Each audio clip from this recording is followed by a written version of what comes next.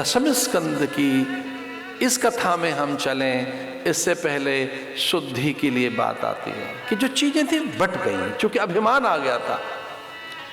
अभिमान नहीं आना चाहिए,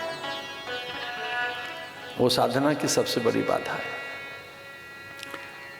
और ये जो कर्तापन का अभिमान है, ज्ञान जप तप का अभिमान है, साधन नियम व्रत का अभिमान है, ये तो महाअभिमान है। इसको अभिमान नहीं कहते, ये तो महाअभिमान है। साधन का अभिमान, व्रत का अभिमान, जब केवल कोरा शरीर तपता है तब उसके साथ अभिमान भी बढ़ता है। आप कोई व्रत कर रहे हैं और केवल कोरा शरीर तपा रहे हैं और आपका मन नहीं तपा है, इंद्रियां संयत नहीं हुई है, बुद्धि में प्रकाश नहीं आया है और बिना विवेक के तप कर रहे हैं, तो केवल कोरा शरीर तपेगा और एक अहंकार भी आएगा आप में।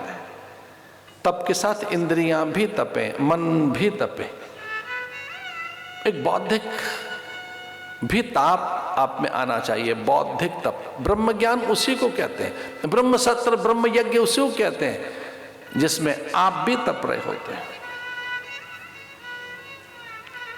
एक गुजरी, एक किरात कन्या, कोल बाला, भील बाला, एक जाट बाला आई और कहने लगी कि तेरे लाला का मैं नाम रख देती हूं। अब घर में सभी आ रही हैं, यादव कुल कन्याएं, अहीर बालाएं, अहीर छोहरियां, यादव कुल कन्याएं, जाट बालाएं, कुमारियां, तरुणियां, वो बड़ी ऐसी सहज, सुंदर, मोहक, शांत, निर्वैद्य, अत्यंत शुचि, पवित्र, दिव्य, वो पूर्व काल के ऋषि मुनि ही थे जो ऐसे गोपियों का वेश धारण करके नंद भवन में घुस गए। कुछ जाट बालाएं, कुछ किरात कन्याएं, कुछ कोल भील बालाएं, अहीर छोहरियां, गुजरियां, गुजर बालिकाएं, लोग घुस घर गई, घर में घुस गई। एक जाट बाला, एक गुजरी ने, एक अहीर बाला, एक और ऐसे यादव कन्या ने पकड़ लिया कृष्ण को और कह लगे हम नाम रख देती हैं। आनंद हुआ नंद को कि हमारे बालक को सब अपना मानते हैं। अन्य भी कितना अधिकार रखते हैं, हमारे परिजन पुरजन, बंधु बांधव, इष्ट मित्र, कैसा एकाकार है हमारा इनसे, संबंध कितने आत्मीय हैं कि लाला हमारा, और इनमें कितना अधिकार, अपनापन, आत्मीयता। सच में अपनों को इतनी आत्मीयता दो कि आपके घर की हर चीज उन्हें अपनी सी लगे। आध्यात्मिक प्राणी ऐसे ही होते हैं। कृष्ण जिस घर में आया है वो उसके माता पिता तो ऐसे ही हैं। तो वो जो जाट कन्याएं थी, अहीर बालाएं, यादव कुल कन्याएं अथवा गुजरियां या कृषक ललनाएं, वो यादव कुल कन्याएं, उनमें से एक ने कह दिया कि मैं नाम रखूंगी। नंद और यशोदा ने सहमति दी, आप नाम रख दो। और लाला को अंक में भरकर उसने कह दिया ये चितचोर है, मैंने नाम रख दिया तेरे लाला का, इसका नाम चितचोर है। सबने परिवाद किया, विरोध किया, ना ना ना। और यशोदा कह लगी ये नाम ठीक नहीं है। नाम ठीक होने पर भी इसमें एक गड़बड़ है। क्या? बोले चोर लगा हुआ है इसमें। चित्त चोर ठीक नहीं है, चित्त के साथ चोर भी जोड़ लिया आपने, चित्त चोर ठीक नहीं है। कोई कहती है कि अरे चित्त चोर, हाँ ये ठीक नहीं है, तो मनहर रख दें। माँ यशोदा ने पूछा इसका अर्थ क्या है? बोले जो मन का हरण करे, जहां मन न रह जाए, मन की सत्ता ही चली जाए, जिसके दर्शन करने के बाद मन की कोई सत्ता नहीं रहती, ये मनहर ठीक रहेगा क्या? फिर कोई कहती है कि ना ना मेरा नाम ठीक है, क्या? यशोमती कुमार। कोई कहती है नंद नंदन। एक तीसरी निकल कर आई, उसने कहा ना ना एक नाम मेरे पास है बहुत अच्छा। वो क्या है? बोले ब्रजनंदन। एक ने कहा खाली अकेले ब्रज के हैं क्या? ये ब्रजनंदन नहीं है। फिर क्या है? बोले तो सर्वेश हैं, सबके हैं, जगदीश हैं। एक ने अलके छूते हुए कहा है तो केशव हैं, कोई मुकुंद, कोई माधव, कोई बनवारी, एक ने तो अद्भुत नाम रख दिया। वो कहने लगी देखिए सारी बातें झूठी हैं, ये तो इन्हें तो गऊ ही तो चरानी है, गोपाल ठीक रहेगा। जब बड़े होके चरानी गऊ हैं तो नाम सीधा रखो, गोपाल ठीक रहेगा। और हाँ गऊओं के झुंड में ही रहेंगे तो एक ने कहा गोविंद कैसा रहेगा। एक कहने लगी कि गोपाल ठीक रहेगा क्योंकि गऊएं चरानी है, दूसरी कहती है नहीं गऊओं का झुंड होगा इनके आसपास तो गोविंद रख देते हैं। और एक तो हद करती है अहीर बाला, अहीर छोहरी आई एक लड्डू लेकर और हाथ में रख दिया लाला के लड्डू और कहने लगी लड्डू गोपाल ठीक रहेगा। ये गोपाल भी ठीक नहीं है, लड्डू गोपाल। एक कहती है केशव, कोई कहती है माधव, एक ने मुकुंद रखा, एक ने बनवारी रख दिया, एक ने कहा मदन मोहन ठीक रहेगा। एक झुंड निकल कर आया, उन्होंने कहा बिहारी कैसा रहेगा। कुछ तिरछा सा है, बांके बिहारी ठीक रहेगा। एक ने कहा रसिक बिहारी, एक ने कहा छैल बिहारी।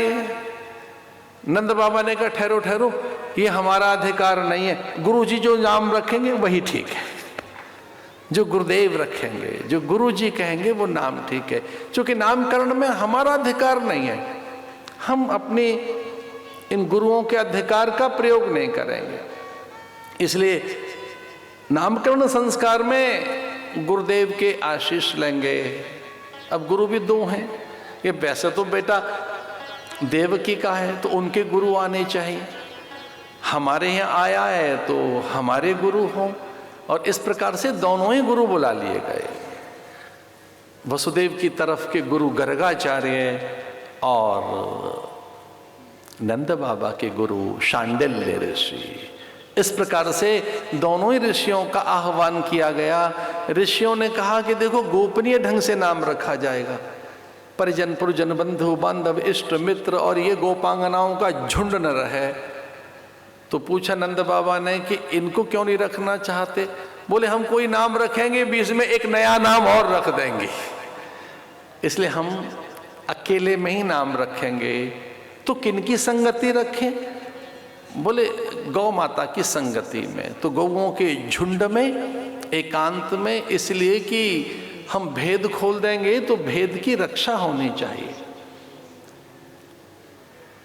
स्वस्ति वाचन करने लगे गुरुजन और गौ माता की सन्निधि में भगवान के नामकरण की लीला है। गुरुदेव की आंखें बंद हो गई, आनंदित हो गए, धन्य अनुभव करने लगे।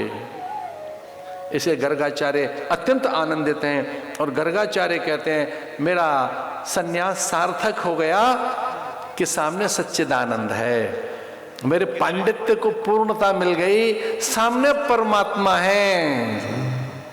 और देखिए मैं ब्राह्मण, वो कहते हैं हम तो ब्राह्मण हैं, नाम रखने आए, आज मेरा ब्राह्मणत्व भी साकार हो गया, सामने ब्रह्म है, मैं भक्त, मेरी भक्ति सार्थक हो गई, सामने भगवान है।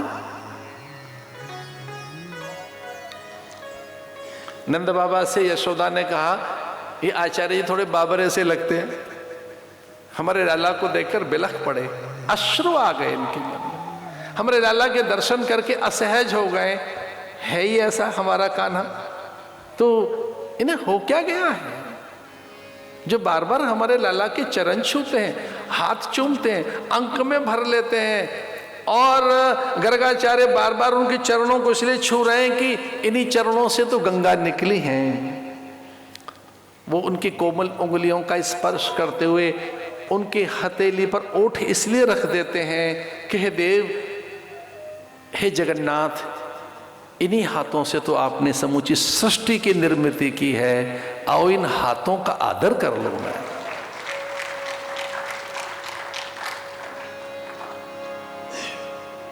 यशोदा ने चेताया, उनको हिलाया, जगाया। यशोदा समझ गई कि ये भाव में डूब गया महात्मा, ये बहुत गहरे भाव में खोया हुआ है, हमारे कृष्ण के रूप रस माधुर्य में, हमारे पुत्र के परमानंद में डूब गया ये महात्मा। तो विनय पूर्वक कहने लगी कि हे गुरुवर, हमने आपको अपने बेटे का नामकरण करने के लिए बुलाया था, आपको विस्मृति हो गई, हमारे बेटे का नाम रख दीजिए। और उनके मुंह से निकला ना। कितनी अद्भुत बात कही। उन्होंने कहा ना, नयति नयति, ना हमसे नहीं होगा, नेति नेति। इसका अर्थ है कि न इति न इति, जिसकी कोई इति ही नहीं है, अंत ही नहीं है, जिसका आदि नहीं है, मध्य नहीं, वो है ये। एते चांस कला पुंसा कृष्णस्तु भगवान स्वयं। बहुनि सन्ति नामानि रूपाणि च सुतस्य ते, गुणकर्माणि रूपाणि तान्यं वेद नो जन। गर्गाचार्य ने कहा तान्यम वेद नो जन। कई बार वेद भी, पुराण और शास्त्र भी थकित होकर उसकी अनंतता पर विचार करते हुए कहते हैं नयति नयति, नहीं होगा हमसे, नेति नेति। तान्यम वेदनो जना बहुनि संति नामानि, इनके तो अनेक नाम हैं। ये कृष्णस्तु भगवान स्वयं, ये स्वयं भगवान हैं। एते चांस कला पुरुषा, ये ईश्वर है, ये नित्य है, सनातन है, विभु है, प्रभु है। इनका नाम श्री कृष्ण है। नंद बाबा यशोदा ने पूछा था कि हम क्या पुकारे हैं, बोले कृष्ण है कृष्ण। उसका अर्थ बताने लगे।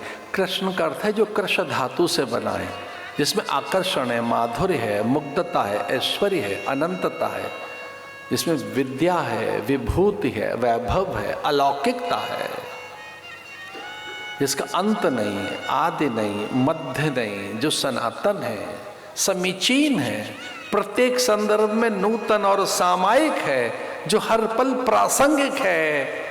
क्या कहेंगे इसको इंग्लिश में? जिसका रेलेवेंस है ऑल द टाइम, जो रेलेवेंट है हर पल, जो है, जो नित्य है।